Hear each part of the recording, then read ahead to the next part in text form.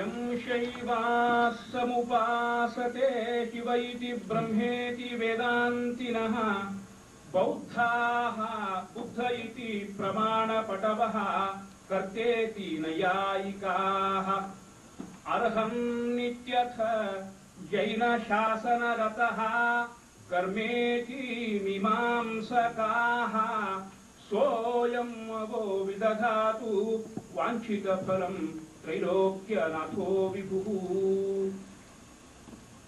ಯಾವ ಅಗೋಚರ ಶಕ್ತಿ ಶೈವರಿಂದ ಶಿವ ಎಂದು, ಬೌದ್ಧರಿಂದ ಬುದ್ಧ ಎಂದು, ಜೈನರಿಂದ ಜಿನ ಎಂದು, ಹೀಗೆ ವಿಭಿನ್ನ ಮಾನವ ಗುಂಪಿನಿಂದ ಭಿನ್ನ ಭಿನ್ನವಾಗಿ ಆರಾಧಿಸಲ್ಪಟ್ಟಂತಹ ಆ ಅಗೋಚರ ಶಕ್ತಿಗೆ ನನ್ನ ಹೃತ್ಪೂರ್ವಕ ನಮನಗಳು.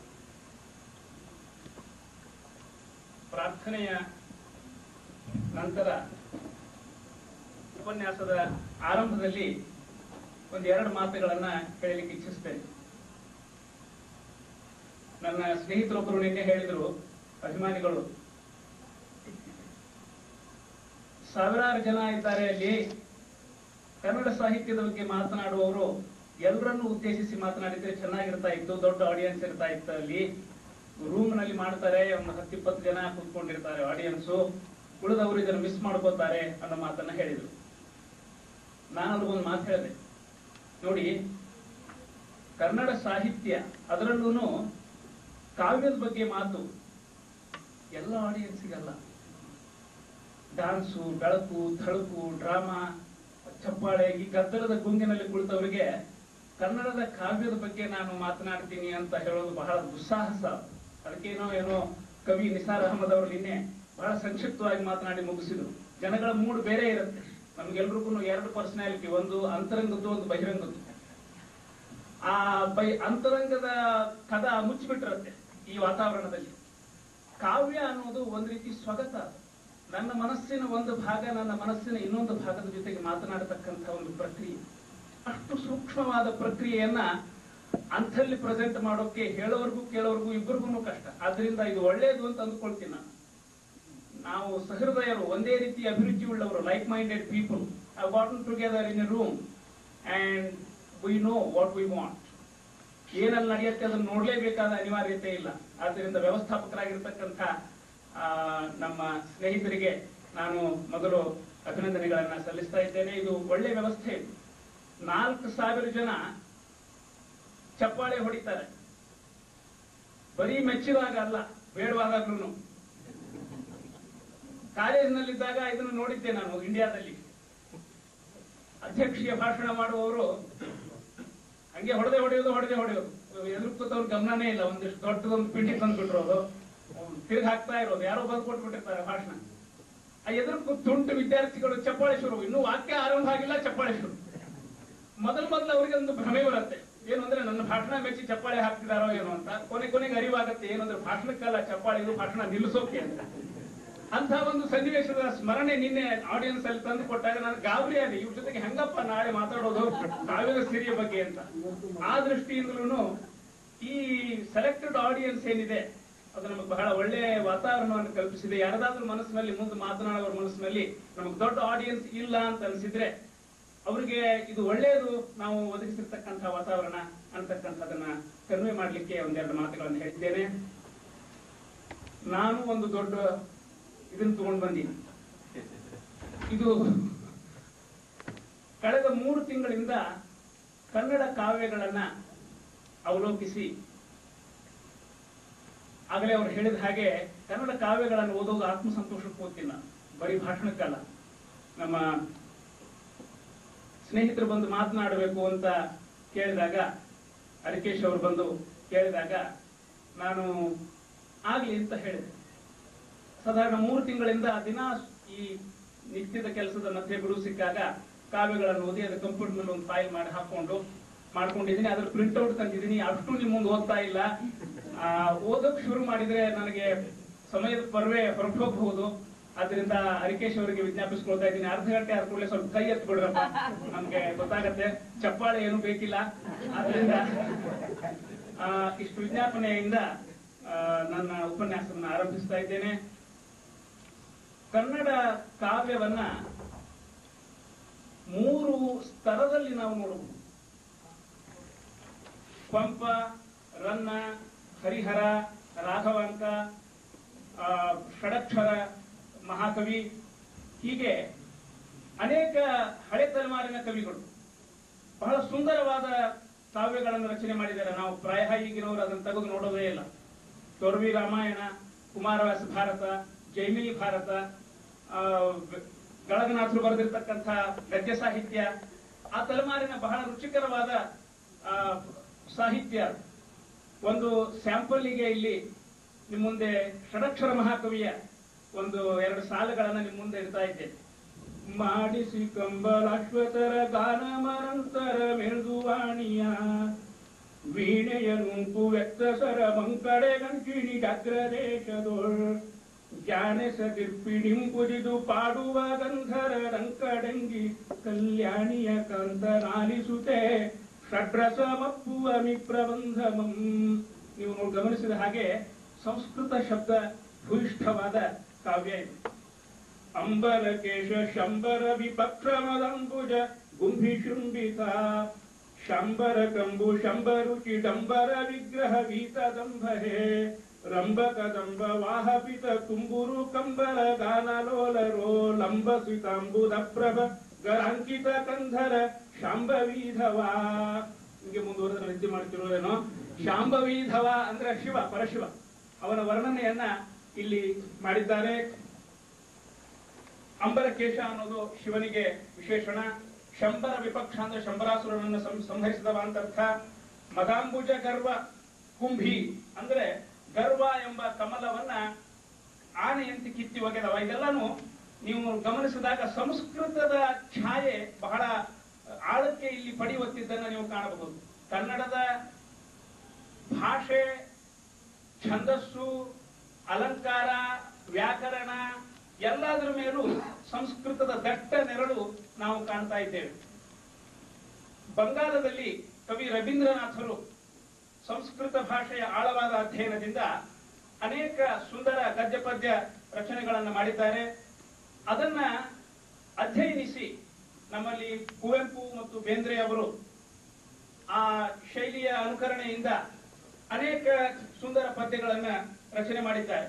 ಇಲ್ಲೂ ಆರಂಭದ ಪದ್ಯಗಳಲ್ಲಿ ಸಂಸ್ಕೃತ ಭೂಯಿಷ್ಠವಾದ ಶೈಲಿ, ಸಮರ್ಥನಾದ ಕವಿ, ರಾಷ್ಟ್ರಕವಿ ಕುವೆಂಪು ಅವರು ಕನ್ನಡದ ಶಬ್ದಗಳಿಗೆ ಸಂಸ್ಕೃತ ದೀಕ್ಷೆಯನ್ನ ತೊಡಿಸಿ ಕನ್ನಡದ ರಥವನ್ನ ಎಳೆಯೋದು ಹೇಗೆ ಅನ್ನೋದನ್ನ ಇಲ್ಲಿ ನಿರೂಪಣೆ ಮಾಡಿದ್ದಾರೆ. ನಾಡಿನ ಪುಣ್ಯದ ಪೂರ್ವದಿ ಗಂತದಿ ನವ ಅರುಣೋದಯ ಹೊಮ್ಮುತ್ತಿದೆ ಚಿರನೂತನ ಚೇತನದು ಸಾಹದಿ ನವೀನ ಜೀವನ ಚಿಮ್ಮುತ್ತಿದೆ. ಇಲ್ಲಿ ಚಿಮ್ಮುತ್ತಿದೆ, ಹೊಮ್ಮುತ್ತಿದೆ ಅನ್ನೋ 2 ಶಬ್ದ ಬಿಟ್ಟರೆ ಎಲ್ಲ ಸಂಸ್ಕೃತ ಶಬ್ದ. ಅವರ ಇನ್ನೊಂದು ಪ್ರಸಿದ್ಧ ಕವನ ಓ ನನ್ನ ಚೇತನ ಆಗು ನೀ ಅನಿಕೇತನ. ಚೇತನ, ಅನಿಕೇತನ ಸಂಸ್ಕೃತ ಶಬ್ದಗಳು, ಆಗು ಅನ್ನೋದೊಂದೇ ಕನ್ನಡ ಶಬ್ದ. ಹೀಗೆ ಸಂಸ್ಕೃತದ ಜ್ಞಾನ ಇಲ್ಲದೆ ಇದ್ರೆ ಪ್ರಾಯ ಈ ಕವನಗಳ ಸ್ವಾರಸ್ಯವನ್ನ ಸೆವಿಲಿಕ್ಕೆ ಆಗ್ಲಿಕ್ಕಿಲ್ವೇನೋ ಅನ್ನುವಷ್ಟು ಆ ಸಂಸ್ಕೃತ ಶಬ್ದಗಳ ಬಳಕೆಯನ್ನ ಮಾಡಿ ಕನ್ನಡ ಕಾವ್ಯಗಳಿಗೆ ಸೊಂಪು, ಇಂಪು, ಒಂದು ಗುಂಜಾರವನ್ನ ಇಲ್ಲಿ ನಿರ್ಮಾಣ ಮಾಡಿದ್ದನ್ನ ನೀವು ಕೇಳಿರಬಹುದು. ಇನ್ನೊಂದು ರಾಷ್ಟ್ರಕವಿ ಪುಟ್ಟಪ್ಪನವರ ನವಿಲು ಅನ್ನತಕ್ಕಂಥ ಪದ್ಯ. ಹೊಸಗನ್ನಡದ ಅಚ್ಚಿನಲ್ಲಿ ಸಂಸ್ಕೃತ ಶಬ್ದಗಳ ಎರಕ ಹಾಕಿದ್ರೆ ಎಂಥ ಹೃದಯಂಗಮವಾಗಿರ್ತಕ್ಕಂಥ ರಸರಂಗ ಏರ್ಪಡಬಹುದು, ನಿರ್ಮಾಣ ಆಗಬಹುದು ಅನ್ನೋದನ್ನ ಇಲ್ಲಿ ಕವಿ ತೋರಿಸಿಕೊಟ್ಟಿದ್ದಾರೆ. ನಿಖಿಲ ವನದಲ್ಲಿ ಕವನ ಮಯೂರಂ ನಿಖಿಲ ಭುವನ ಮನ ನಯನ ವಿಹಾರಂ ಖಗಶತ ಕೂಜನ ಮುಖರಿತ ವನದಲ್ಲಿ ಪಲ್ಲವ ಮುದ್ರಿತ ವಿಜಯ ವಿಪಿನದಲ್ಲಿ ಶ್ಯಾಮಲ ಶಾದ್ವರ ಭುವನ ಶಯನದಲ್ಲಿ ಪೀತ ಅರುಣ ತಪನಾತಪದಲ್ಲಿ ಅರ್ಧ ನಿಮೀಲಿತ ಅರ್ಧೋನ್ಮೀಲಿತ ಸಂಧ್ಯಾ ತಾಪಸಿ ಇರೆತಪದಿ. ಸಂಸ್ಕೃತ ಏನು ಗೊತ್ತಿಲ್ಲದೆ ಇದ್ದವರಿಗೆ ಕವನ ಏನು ಅರ್ಥ ಆಗ್ಲಿಕ್ಕಿಲ್ಲ. ಕವಿ ಬಹಳ ಸುಂದರವಾಗಿ ಇನ್ನು ಸ್ವಲ್ಪ ಮುಂದೆ ಬಂದ ಹಾಗೆ ಸಂಸ್ಕೃತದ ಪ್ರಭಾವದಿಂದ ದೂರವಾಗಿ ಕೆಲವು ಕನ್ನಡ ಆಡು ಭಾಷೆಯ ಶಬ್ದಗಳನ್ನು ಬಳಸಿ ಕಾವ್ಯಗಳನ್ನು ಮಾಡತಕ್ಕಂಥ ಒಂದು ಪರಂಪರೆ ಮುಂದುವರೆದಿದೆ. ಸೈಮಲ್ಟೇನಿಯಸ್ಲಿ ಇದಾಗ್ತಿರೋ ಕಾಲದಲ್ಲೇ ಕೆಲವು ಕವಿಗಳು ಇಂಗ್ಲಿಷ್ ಲಿಟರೇಚರ್ನಿಂದ ಪ್ರಭಾವಿತರಾಗಿ ಆ ಒಂದು ಧಾಟಿಯನ್ನು ಅನುಸರಿಸಿ ಕನ್ನಡಕ್ಕೆ ಅಲ್ಲಿ ಶಬ್ದ ಕನ್ನಡದ್ದು, ಧಾಟಿ ಇಂಗ್ಲಿಷಿನದ್ದು, ಆ ತರಹದ ಅನೇಕ ಕವನಗಳು ಹೊರಗೆ ಬಂದಿವೆ. ಬೇಂದ್ರೆ ಅವರು ಕನ್ನಡದ ಶಬ್ದಗಳನ್ನ ಬಳಸಿ ಅಲ್ಲಲ್ಲಿ ಹಿತಮಿತವಾಗಿ ಸಂಸ್ಕೃತವನ್ನ ಬಳಸಿ ಸುಂದರವಾದ ಪದ್ಯಗಳನ್ನ ಮಾಡಿದ್ದಾರೆ. ಒಂದೆರಡು ಉದಾಹರಣೆಗೆ ಹೇಳ್ತಾ ಇದ್ದೇನೆ. ಸಖಿಗೀತ ಅಂತಕ್ಕಂಥ ಅವರ ಕಾವ್ಯ ಬಹಳ ಪ್ರಸಿದ್ಧವಾದದ್ದು, ಮಾಸ್ಟರ್ ಪೀಸ್ ಅಂತ ಅದಕ್ಕೆ ಪ್ರಸಿದ್ಧಿ. ಬೇಂದ್ರೆ ಅವರ ಅರಸು ಕೃತಿ. ಸಖಿ ನಮ್ಮ ಸಖ್ಯದ ಕಟು ಮಧುರ ಆಖ್ಯಾನ ವ್ಯಾಖ್ಯಾನ ದೊಡಗೂಡಿ ವಿವರಿಸುವೆ. ಅವರ ಚರಿತ್ರಾತ್ಮಕವಾಗಿರ್ತಕ್ಕಂಥ ಗೀತೆ ಇದು. ಹೆಂಡತಿಯನ್ನ ಸಖಿ ಅಂತ ಕರೀತಾ ಇದ್ದಾರೆ, ನಾವು ಗಮನಿಸಬೇಕು. ಮದುವೆ ಆದ್ಮೇಲೆ ನಮಗೆ ಫ್ರೆಂಡ್ ಬೇರೆ ಆಗ್ತಾರೆ, ಹೆಂಡತಿ ಬೇರೆ ಆಗ್ತಾರೆ. ಇಲ್ಲಿ ಹಳೆ ತಲೆಮಾರಿನವರಾದ್ರೂ ಅವರು ಪತ್ನಿಯನ್ನ ಸಖಿ ಅಂತ ಕರೆದು ಸಖಿಗೀತ ಅಂತಾನೆ ಕವನವನ್ನ ಬರೆದಿದ್ದಾರೆ. ಹೇ ಸಖಿ, ಸಖಿ ನಮ್ಮ ಸಖ್ಯದ ಕಟು ಮಧುರ ಆಖ್ಯಾನ ವ್ಯಾಖ್ಯಾನ ದೊಡಗೂಡಿ ವಿವರಿಸುವೆ. ನನಗೂ ನಿನಗೂ ಅಂಟಿದ ನಂಟಿನ ಕೊನೆ ಬಲ್ಲವರಾರು ಕಾಮಾಕ್ಷಿಯೇ. ಕಾಮಾಕ್ಷಿ ಅಂದ್ರೆ ಸುಂದರವಾದ ಕಣ್ಣುಳವಳು ಅಂತ ಅರ್ಥ. ಕಾಮಾಕ್ಷಿ ಹೆಸರಲ್ಲ ಅಂತ. ಕಮನೀಯವಾದ ಅಕ್ಷ ಅಂದ್ರೆ ಕಣ್ಣು, ಸುಂದರಾಂಗಿ ಸುಂದರಾಕ್ಷಿ ಅಂತ ಹೇಳಿದಂಡು. ಹೀಗೆ ಇದೇ ಪರಂಪರೆಯಲ್ಲಿ ಸೂರಂ ಎಕ್ಕುಂಡಿ ಅವರು ಅಂತ ನನಗೆ ಬಹಳ ಪ್ರಿಯರಾದ ಕವಿಗಳು. ನನಗೆ ವೈಯಕ್ತಿಕ ಪರಿಚಯ ಇಲ್ಲ. ಅವರ ಪದ್ಯಗಳನ್ನು ಓದಿದಾಗ ಕೇಳ್ತಾ ಕೇಳ್ತಾ ನರ್ತನ ಮಾಡಬೇಕು, ಅಷ್ಟು ಸುಂದರವಾದ ಶಬ್ದಗಳ ಜೋಡಣೆ. ಊರ್ವಶಿ ಅಂತ ಒಂದು ಅವರ ಪದ್ಯ. ಅದರ ಸಂದರ್ಭ ಏನು ಅಂದ್ರೆ, ನರನಾರಾಯಣರು ಹಿಮಾಲಯದೊಳಗೆ ತಪಸ್ಸು ಮಾಡ್ತಾ ಇರ್ತಾರ. ದೇವೇಂದ್ರ ಒಂದು ಅಪ್ಸರಾ ಸ್ತ್ರೀಯನ್ನು ಕಳಿಸಿಕೊಡ್ತಾನೆ ಆ ತಪಸ್ಸನ್ನ ಭಂಗ ಮಾಡಬೇಕು ಅಂತ. ನಾರಾಯಣನಿಗೆ ತಿಳಿದು ಹೋಗ್ತದೆ ಏನ್ ನಡೆದಿದೆ ಹೊರಗೆ ಅಂತ. ತಕ್ಷಣ ಅವನು ನಸು ನಕ್ಕು ತನ್ನ ತೊಡೆಯಿಂದ ಒಂದು ಹೂ ಹಾರಿಸಿ ಆ ಹೂವನ್ನೇ ಕನ್ಯಾರತ್ನವನ್ನಾಗಿ ನಿರ್ಮಿಸಿ ದೇವೇಂದ್ರನಿಗೆ ಉಡುಗೊರೆಯಾಗಿ ಕೊಟ್ಟು ಕಳಿಸ್ತಾನಂತೆ. ಅಂದ್ರೆ ಏನ್ ಹೆಣ್ಣು ಅಂದ್ರೆ ಮರಳಾಗ್ತೀನಿ ಅಂತ ತಿಳ್ಕೊಳ್ಬೇಡ, ನನ್ನ ರೋಮದಿಂದ ಒಂದು ಹೆಣ್ಣನ್ನು ನಿರ್ಮಾಣ ಮಾಡೋ ಸಾಮರ್ಥ್ಯ ನನಗಿದೆ, ತಗೋ ಈ ಕನ್ಯಾರತ್ನ, ನಿನ್ನ ಸ್ವರ್ಗದೊಳಗೆ ಇದಕ್ಕೆ ಸಾಟಿಯಾಗೋ ಹೆಣ್ಣು ಯಾವ್ದಾದ್ರು ಇದೆಯಾ ನೋಡ್ಕೊಂಡು ಬಿಡು ಅಂತ ಹೇಳಿ ಕಳಿಸಿದ್ನಂತ. ಆ ಒಂದು ಸಂದರ್ಭವನ್ನ ಕವಿ ಶಬ್ದದಲ್ಲಿ ಸೆರೆ ಹಿಡಿದಿದ್ದಾರೆ.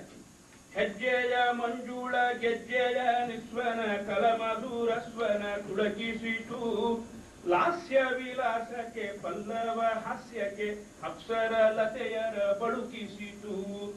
ಕಾಮತರಂಗಿಣಿ ನವಮದರಂಗಿಣಿ ನೃತ್ಯಾಪ್ಸರೆಯರ ನೋಟದಲ್ಲಿ ಭೋಗ ವಿಲಾಸದ ತಡಸಲು ಧುಮುಕಿತು ತಾಪಸ ಯಮಳರ ನೋಟದಲ್ಲಿ. ಬಹಳ ದೊಡ್ಡ ಕಾವ್ಯ ಇದು. ಕೊನೆ ಸಾಲುಗಳನ್ನು ಓದ್ತಾ ಇದ್ದೇನೆ. ನಸುನಕ್ಕರು ನಾರಾಯಣ ತೊಡೆ ಹೂವನು ಮಂತ್ರಿಸಿ ಹಾರಿಸಲು, ನವಯೌವನೆ ರತ್ನಪ್ರಭೆ ಊರ್ವಶಿ ರೂಪ ವಿಲಾಸವ ತೋರಿಸಲು. ತೇಜ ಪುಂಜದ ಕೆಂದಾವರೆ ಮುಖ ಮಂಡಲ ಗೋಲಕ ಹರಿಣಾಕ್ಷಿ, ಕುಂತಲ ವೇಣಿಯ ವೀಣಾ ಪಾಣಿಯ ಕುಂಡಲ ಲೋಲಕ ನಲಿನಾಕ್ಷಿ. ನೀಲಿಮ ವಚನದ ಹಸುರಿನ ಮೇಲುದ ಊರ್ವಶಿ ನಿಂತಳು ತಲೆಬಾಗಿ, ತಪ ಸೌಂದರ್ಯದ ಕನ್ಯೆಯ ಕೊಟ್ಟರು ದೇವೇಂದ್ರನಿ ಉಡುಗೊರೆಯಾಗಿ ಅಂತ ಕಾವ್ಯ. ಈ ನಿಟ್ಟಿನಲ್ಲಿ ಇನ್ನೊಂದು ದೃಷ್ಟಿದಾನ ಅಥವಾ ಅಲಖ್ ನಿರಂಜನ ಅಂತಕ್ಕಂಥ ಒಂದು ಕಾವ್ಯ. ಸಂದರ್ಭ ಒಂದು ಸ್ವಲ್ಪ ಹೇಳ್ತಾ ಇದ್ದೇನೆ. ಉತ್ತರದಲ್ಲಿ ಗೋರಖಪುರ ಸಂಪ್ರದಾಯದಲ್ಲಿ ಒಬ್ಬ ಬೈರಾಗಿ, ಆ ಬೈರಾಗಿ ಪ್ರತಿಯೊಂದು ಮನೆ ಮುಂದೆ ಭಿಕ್ಷೆಗೆ ಹೋಗಿ ಅಲಖ್ ನಿರಂಜನ್ ಅಲಖ್ ನಿರಂಜನ್ ಅಂತ ಘೋಷಣೆ ಮಾಡುವವನು, ದೇವರ ಹೆಸರನ್ನು ತಗೊಳ್ಳುವವನು. ಭಿಕ್ಷಾ ಹಾಕ್ರಿ ಅಂತ ಹೇಳೋ ಹಂಗಿಲ್ಲ. ನಿಮ್ಮ ಅದೃಷ್ಟದೊಳಗೆ ಭಿಕ್ಷಾ ಹಾಕೋದು ಬರೆದಿದ್ರ, ನಿಮ್ಮ ಪುಣ್ಯದ ಇದ್ರ ನೀವು ಒಂದು ಭಿಕ್ಷಾ ಹಾಕ್ತೀರಿ, ಇಲ್ಲದೆ ಇದ್ರೆ ನೀವು ಕಳ್ಕೊಂಡ್ರಿ ಆ ಭಾಗ್ಯ ಅಂತ ಅರ್ಥ. ಒಂದು ಕ್ಷಣ ಹೊತ್ತು ಮುಂದೆ ನಿಂತು ಭಗವಂತನ ಹೆಸರನ್ನು ಘೋಷಣೆ ಮಾಡಿ ಮತ್ತೆ ಮುಂದೆ ಚಲಿಸಿಬಿಡುವ ಇಂಥ ವಿರಕ್ತ ಶಿಖಾಮಣಿ ಒಬ್ಬ ದೊಡ್ಡ ಶೇಠಾಣಿ ಮನೆ, ಶೇಡ್ಜಿ ಮನೆ ಮುಂದೆ ಬಂದು, ಅವ್ರಿಗೇನು ಗುಡಿಸಲು ಒಂದೇ ಅರಮನೆನೂ ಒಂದೇ, ಯಾರದೋ ಮನೆ ಮುಂದೆ ಬಂದು ಅಲಖ್ ನಿರಂಜನ್ ಅಂತ ಕಂಠಿನ ಕಂಠದಿಂದ ಭಗವಂತನ ಹೆಸರನ್ನು ತೆಗೆದುಕೊಂಡಾಗ ಅವಳು ಪರದೆ ಸರಿಸಿ, ಆ ಶೇಠ್ಜಿ ಹೆಂಡತಿ ಒಳ್ಳೆ ನವತಾರುಣ್ಯದ ತರುಣಿ ನೋಡ್ತಾಳೆ. ನೋಡಿ ಪರಪುರುಷ, ಅವನು ಗುರು ಆಗಿರಬಹುದು, ಬೈರಾಗಿ ಆಗಿರಬಹುದು, ಆದ್ರೆ ಪರಪುರುಷ, ನಾನು ಹೋಗಿ ಭಿಕ್ಷೆ ನೀಡೋದಿಲ್ಲ, ಆಳಿನ ಕಳಿಸ್ತೀನಿ ಅಂತ ಆಳಿನ ಕೈಯಲ್ಲಿ ಕಾಳನ್ನು ಕಳಿಸ್ತಾಳೆ. ಅವನು ಜೋಳಿಗೆಗೆ ಕಾಳು ಬಿದ್ದ ತಕ್ಷಣ ಮತ್ತೊಂದು ಸಲ ಅಲಕ್ಷ್ಮಿ ರಂಜನ ಅಂತ ಘೋಷಣೆ ಮಾಡ್ತಾನೆ. ಆ ಕಂಚಿನ ಕಂಠ ಇವಳ ಕಿವಿಯನ್ನು ನಿಮರಿಸಿ ಅಕಸ್ಮಾತ್ ದೃಷ್ಟಿ ಆ ಕಡೆ ಹರಿತದೆ. ಒಳ್ಳೆ ರೂಪರಾಶಿ, ಒಳ್ಳೆ ತೇಜಪುಂಜ ವ್ಯಕ್ತಿತ್ವ, ಕಣ್ಣು ನೋಡಿದ್ರೆ ಮೈಯಲ್ಲಿ ಮುಳ್ಳು ಹುಟ್ಟಬೇಕು, ಅಷ್ಟು ತೇಜಪುಂಜವಾಗಿರ್ತಕ್ಕಂಥ ಕಣ್ಣುಗಳು, ಒಳ್ಳೆ ಸಾರಥ್ಯ. ಈ ಭಿಕ್ಷಾ ಊಟ ಮಾಡ್ಕೊಂಡು ತಿಂತಿರ್ತಾರಲ್ರಿ ಅವ್ರು, ನಮ್ಗಿಂತ ಗಟ್ಟಿಮುಟ್ಟಿರ್ತಾರೆ. ವೈಟಾಮಿನ್ ತಗೊಂಡು ಏನು ಹೆಲ್ತ್ ಮ್ಯಾಗ್ಝಿನ್ ಓದಿ ಊಟ ಮಾಡ್ತೀವಲ್ಲ, ನಮ್ಗೆ ಆರೋಗ್ಯ ಸರಿ ಇರುವುದಿಲ್ಲ. ಬಳಸಿದ್ದು ಅಂತ ಎಲ್ಲ ಹಾಕ್ತಿರ್ತೀವಿ, ತೌಡಿದ್ದು, ಅದನ್ನ ತಿಂದು ಅವ್ರು ಬಹಳ ಗಟ್ಟಿಮುಟ್ಟಿರ್ತಾರ. ಅವನನ್ನ ನೋಡಿ ಇವಳಿಗೆ ಸ್ವಲ್ಪ ಮನಸ್ಸಿನಲ್ಲಿ ವಿಕಾರ ಆಗ್ತದೆ, ಹೋಗ್ಬಿಡ್ತಾನೆ. ಅವನಿಗೆ ಇದ್ಯಾವುದ್ರ ಪರಿವೇ ಇಲ್ಲ. ಮಾರನೇ ದಿವಸ ಮತ್ತೆ ಕಾಯ್ತಾಳೆ, ಬರ್ತಾನೋ ಏನು ಅಂತ. ಕಾಳನ್ನ ರೆಡಿ ಇಟ್ಟುಕೊಂಡು ಕಾಯ್ತಾಳೆ. ಬರ್ತಾನೆ ಅಲಖ್ ನಿರಂಜನ್ ಬಂದ ತಕ್ಷಣ ಉಕ್ಕಿನ ಬಾಗಿಲನ್ನ ತೆಗೆದು ತನ್ನ ತೆರೆಯನ್ನ ಸರಿಸಿ ಓಡಿ ಹೋಗಿ ಅವನಿಗೆ ಆ ಭಿಕ್ಷೆಯನ್ನು ಹಾಕ್ತಾಳೆ. ಅವನನ್ನು ನೋಡೋ ಒಂದು ಅವಕಾಶ ಸಿಗ್ತದೆ. ಕಣ್ಣನ್ನು ಹತ್ತಿರದಿಂದ ನೋಡಿದಾಗ ಇನ್ನೂ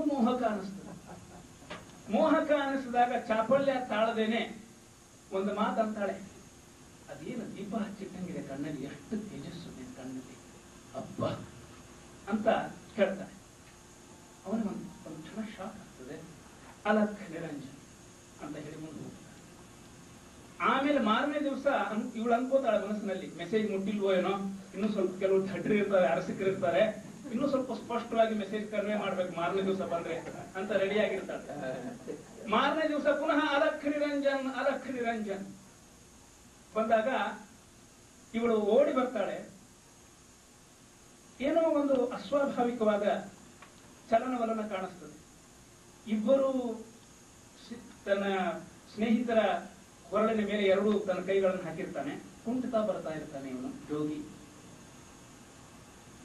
ಬಂದಾಗ ಆ ತಾಯಿಗೆ ಹೇಳ್ತಾನೆ, ಮನೆಯ ಒಡತಿಗೆ, ಕನ್ಯೆಯೇ, ಅದನ್ನ ಕವನದ ಸಾಲುಗಳನ್ನೇ ಹೇಳ್ತಾ ಇದ್ದೇನೆ. ಕನ್ಯೆಯೇ ನಿನ್ನೆಯ ದಿನ ನೀ ನೆನ್ನಯ ಕಣ್ಣಿನ ಬಣ್ಣನೆ ಮಾಡಿದ್ದಿ. ಸಂಸ್ಕೃತ ಶಬ್ದ ಇದ್ರೊಳಗೆ ಮಾಡಿದವರು ಬಹಳ ದೊಡ್ಡ ಸಂಸ್ಕೃತ ವಿದ್ವಾಂಸರು. ಆದ್ರೂ ಕನ್ಯೆಯೇ ನಿನ್ನೆಯ ದಿನ ನೀ ನೆನ್ನಯ ಕಣ್ಣಿನ ಬಣ್ಣನೆ ಮಾಡಿದ್ದಿ. ಓದ್ಬೇಕಾದ್ರೆ ಕಣ್ಣುಗಳ ಥಾಲಿಯ ತಳದಲ್ಲಿ ಥಳಥಳ ಹೊಳೆಯುವ ಕಣ್ಣುಗಳೆರಡನು ಇಟ್ಟಿದ್ದ. ತನ್ನ ಚರ್ಮದ ಚಕ್ಷುಸ್ಸನ್ನ ಕಿತ್ತಿ ಆ ಭಿಕ್ಷಾದ ಥಾಲಿ ಒಳಗೆ ತಂದು ಆ ತಾಯಿಗೆ ಕೊಡ್ತಾನಂತ. ಬಹಳ ಚಂದ ಅಂತ ಹೇಳಿದ್ದಲ್ಲ ಇದು. ತನ್ನ ಚರ್ಮದ ಚಕ್ಷುಸ್ಸನ್ನ ದಾನ ಮಾಡಿ ಅವಳ ಅಂತರಂಗದ ಚಕ್ಷುಸ್ಸನ್ನ, ಅವಳ ಹೃದಯದ ದ್ವಾರವನ್ನ ತೆರೆಸ್ತಾನೆ, ಒಳಗಿನ ಕಣ್ಣನ್ನ ತೆರೆಸ್ತಾನೆ ಅನ್ನುವಲ್ಲಿಗೆ ಕಥೆ ಮುಕ್ತಾಯವಾಗ್ತದೆ. ಅದನ್ನ ಕಾವ್ಯದಲ್ಲಿ ಇಲ್ಲಿ ಸೆರೆ ಹಿಡಿದಿದ್ದಾರೆ. ನೇತ್ರದಾನ ಅಥವಾ ದೃಷ್ಟಿದಾನ ಅಂತ ಈ ಕಾವ್ಯಕ್ಕೆ ಹೆಸರು. ಬಹಳ ಸುಂದರ ಶಬ್ದಗಳ ಗುಂಜಾರ. ಅದರಲ್ಲಿನ ಕೆಲವು ಸಾಲುಗಳನ್ನು ಮುಂದೆ ಇಡ್ತಾ ಇದ್ದೇನೆ. ಅಲಖ್ ನಿರಂಜನ ಘಿಲ್ ಘಿಲ್ ಗುಂಜನ ಭವಭಯ ಭಂಜನ ಬೈರಾಗಿ ದಡ ದಡ ಬಂದನು ದ್ವಾರದಿ ನಿಂದನು ಭಿಕ್ಷೆಯು ಎಂದನು ಆಜೋಗಿ. ಹೆಂಗಿದ್ದಮ್ಮ?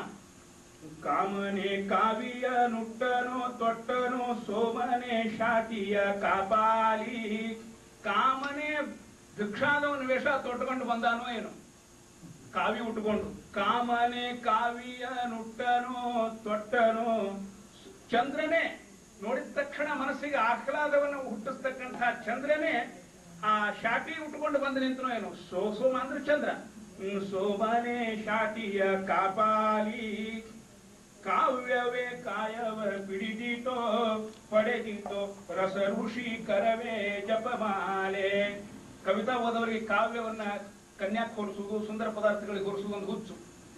ಒಂದ್ ಕಡೆಗೆ ಬಂಗಾಲದ ಕವಿ ಒಬ್ರು ಹೇಳ್ತಾರೆ, ನನಗೆ ಬಹಳ ಪ್ರಿಯವಾದ ಮಾತುಗಳು, ಹೆಸರು ಮರ್ತು ಹೋಗಿದೆ ಈಗ. ಅವ್ರು ಹೇಳ್ತಾರೆ, ನನ್ನ ಕನ್ಯೆ ಅವಳು ಹೇಗಿದ್ದಾಳೆ ಅಂದ್ರೆ ನಮ್ಮನ್ನೆಲ್ಲ ಹುಚ್ಚು, ಕಮಲದಂಥ ಕಣ್ಣುಗಳು, ತೊಂಡೆಯಂಥ ತುಟಿಗಳು, ಹವಳದಂಥ ಇನ್ನೊಂದು ಅಂತ ಹುಚ್ಚುಚ್ಚಾಗಿ ವರ್ಣಿಸೋದು. ಅದಕ್ಕೆ ಕವಿ ಹೇಳ್ತಾನೆ, ನನ್ನ ಕನ್ಯೆಯ ಕಣ್ಣು ಹೆಂಗಿದೆ ಅಂದ್ರೆ ಕಣ್ಣು ಹೆಂಗಿರ್ಬೇಕು ಹಂಗಿದೆ, ಕಮಲದಂಗೆ ಯಾಕಿರ್ಬೇಕಪ್ಪ ಅದು. ನೋಡಿ, ವಿಭಿನ್ನ ಎಲ್ಲರೂ ಒಂದೇ ರೀತಿ ವರ್ಣನೆ ಮಾಡ್ಕೋತ ಹೋಗ್ತಿರ್ತಾರೆ. ಹಂಗೆ ಒಬ್ಬ ಒಬ್ಬ ಅಲ್ಲಿ ನಿಂತ್ಕೊಳ್ತಾನೆ. ಇದರ ಔಚಿತ್ಯ ಏನು, ಇವರನ್ನೇ ಔಚಿತ್ಯ ಏನು? ಕಣ್ಣಿನ ಹೆಂಗಿದ್ರೆ ಚಂದ, ಅದು ಕಮಲದಷ್ಟು ಅಗಲಿದ್ರೆ ಚಂದ ಅಲ್ಲ. ಮೂಗು ಸಂಪಿಗೆಗೆ ಹೋಲಿಸ್ತಾರೆ. ಯಾರ್ದಾದ್ರೂ ಮೂಗಿನ ಸ್ಥಾನದೊಳಗೆ ಒಂದು ಸಂಪಿಗೆ ಹೋಗಿದ್ರ? ಅವಿ ಹೇಳ್ತಾನೆ, ನನ್ನ ಕನ್ನಿಕೆಯ ಮೂಗಾಗಿ ಉಳಿದಿದೆ, ಅದು ಸಂಪಿಗೆ ಆಗಿಲ್ಲ. ಹಿಂಗ ವರ್ಣನ ಅತಿರಂಚಿತ ವರ್ಣನ ಅದರೊಳಗೆ ಬಹಳ ದೂರ ಹೋಗಿರ್ತಾರ. ಪರಂಪರ ಒಬ್ಬರಾದ್ಮೇಲೆ ಒಬ್ರು ಅದನ್ನೇ ಏನದು ಅಂಧೇನೇವ ನಿಯಮಾನ ಯಥಾಂಧ ಅಂತ, ಬ್ಲೈಂಡ್ ಲೀಡಿಂಗ್ ಬ್ಲೈಂಡ್, ಹಂಗೆ ಹೊಡೆದೇ ಹೊಡಿತಿರ್ತಾರೆ ಕಾವ್ಯ. ಅಲ್ಲೊಬ್ಬ ಕವಿ ನಿಂತು ಹೇಳ್ತಾನ, I am not going to follow this blind tradition. ನನ್ನ ಕನ್ನಿಕಾ ಹೆಂಗಿದ್ದಾಳ ಅಂದ್ರ ಕನ್ನಿಕಾ ಹೆಂಗಿರ್ಬೇಕು ಹಂಗಿದ್ದಾಳ ಅಷ್ಟೇ. ಹಂಗ ಕವಿ ಇಲ್ಲಿ ಆ ಅತಿರಂಜಿತ ವರ್ಣನೆಗೆ ಹೋಗದೆ ಘಟನೆಗಳ ಯಥಾವತ್ತಾಗಿ ನಿರೂಪಣೆಯನ್ನು ಮಾಡಿದ್ದಾರೆ. ಸನ್ಯಾಸಿಯನ್ನ ನೋಡಿದಾಗ ನಮಗೆ ಏನ್ ಅನಿಸಬೇಕು? ನಿಜವಾದ ಸನ್ಯಾಸಿಯನ್ನು ನೋಡಿದಾಗ ಚಂದನ ಚರ್ಚಿತ ನಾಮೋ ದ್ವರ್ಚಿತ ಬಂಧುರ ಸುಂದರ ಸನ್ಯಾಸಿ, ರಾಗ ಭೋಗ ವಿಷಯಗಳೆದೆಯನು ಮೆಟ್ಟುವ ಓಲ್ಪದ ವಿನ್ಯಾಸಿ. ಆ ಕಡಾಂಗಿ ಕಟ್ಟಿಗೆ ಹಾಕೊಂಡು ಖಟ್ ಖಟ್ ಖಟ್ ಖಟ್ ಅಂತ ನಡ್ಕೋದು ಬರ್ತಿದ್ರ ರಾಗ ದ್ವೇಷ ಮೋಹ ಮದ ಮತ್ಸರ ಇವನ್ನೇ ಮೆಟ್ಲಿ ಬರ್ತಾರೋ ಏನೋ ಅನ್ನಿಸ್ಬೇಕಂತ. ರಾಗ ಭೋಗ ವಿಷಯಗಳ ಎದೆಯನು ಮೆಟ್ಟುವ ಓರ್ಪದ ವಿನ್ಯಾಸಿ. ಏನಾಗ್ತಿದ್ರಿಂದ ತರುಣ ಋಣ ರುಚಿಕ ಎತ್ತಿದ್ದಾರೆ. ನಾನು ಮುಗಿಸ್ತಾ ಇದ್ದೇನೆ. ತರುಣ ಋಣ ರುಚಿ ರಂಜಿತ ರೂಪವು ಗರತಿಯ ಗೌರವ ಕೆಣಕಿತ್ತು, ಸಂಯಮ ಮುದ್ರಿತ ಹೃದಯ ಕವಾಟದಿ ಕಾಮನ ಕಾರ್ಮುಕ ಮಣಿತಿತ್ತು. ಸಂಯಮದಿಂದ ಒಳ್ಳೆ ಗೌರವದಿಂದ ಬಾಳತಕ್ಕಂಥ ಈ ಗರತಿಯ ಹೃದಯದೊಳಗ ಕಾಮ ಬಾಣ ಬಿಟ್ರ ಅದು ನೇರವಾಗಿ ಹೃದಯವನ್ನು ಭೇದಿಸಿಕೊಂಡು ಹೋಯ್ತಂತ. ಮುಂದೆ ಹಾರಿಸ್ತಾ ಇದ್ದೇನೆ, ಕೊನೆಯ ಭಾಗಕ್ಕೆ ಬರ್ತಾ ಇದ್ದೇನೆ.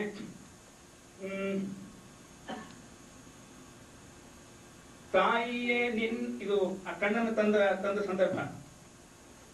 ತಾಯಿಯೇ ತೆಗೆದುಕೋ ಎನ್ನುತ್ತ ಯೋಗಿಯು ನೀರೆಗೆ ಥಾಲೆಯ ಕೊಟ್ಟಿದ್ದ. ನೀರೆಂದ್ರೆ ಸ್ತ್ರೀ ಅಂತ, ನೀರೆಗೆ ಥಾಲಿಯ ಕೊಟ್ಟಿದ್ದ. ಥಾಲಿ ಅಂದ್ರೆ ತಾನು ತಂದಿರ್ತಕ್ಕಂಥ ಪಾತ್ರೆ, ಭಿಕ್ಷಾ ಪಾತ್ರೆ. ಥಾಲಿಯ ತಳದಲ್ಲಿ ಥಳಥಳ ಹೊಳೆಯುವ ಕಣ್ಣುಗಳೆರಡನು ಇಟ್ಟಿದ್ದ.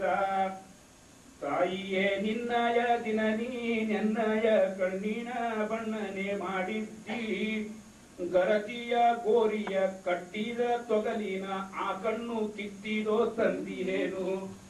ಗರತಿಯ ಗೋರಿಯನ್ನು ಕಟ್ಟಿರ್ತಕ್ಕಂಥ ಈ ಚರ್ಮದ ಚಕ್ಷುಸನ್ನ ತಾಯಿ ತಂದಿ ನೋಡು.